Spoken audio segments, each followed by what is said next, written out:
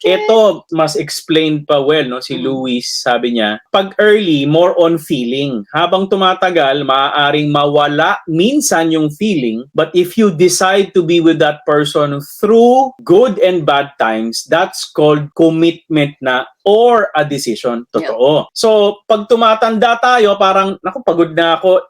Well, may mga lalaki, honest naman, may mga lalaki na hindi pa pagod mambabae. Kasi sa kanila, every bagong babae, exciting yung feelings eh. Yeah. So, totoo naman, kahit 40 plus, 50 plus, maraming babaero, totoo naman kasi ang exciting sa kanila yung laging bago yung sex, laging bago yung babae. But, marami din ang pag tumatanda, parang pagod na ako na, di ba, playing around, pagod na akong papalit-palit. So, tama yung sinabi ni Luis, di ba? If pagod ka na and you want to find somebody na, you know, yung pangmatagalan na, then love cannot be just a feeling. Darating yung araw, sabi nga ni Luis, di ba? Darating yung araw na nagigising tayo na, mahal ba natin isa't isa? Yes. But it's a decision. This is RM, Relationship Matters. Your online ninong and ninang saying, wag pera-pera lang ang pagkuha ng ninong at nina.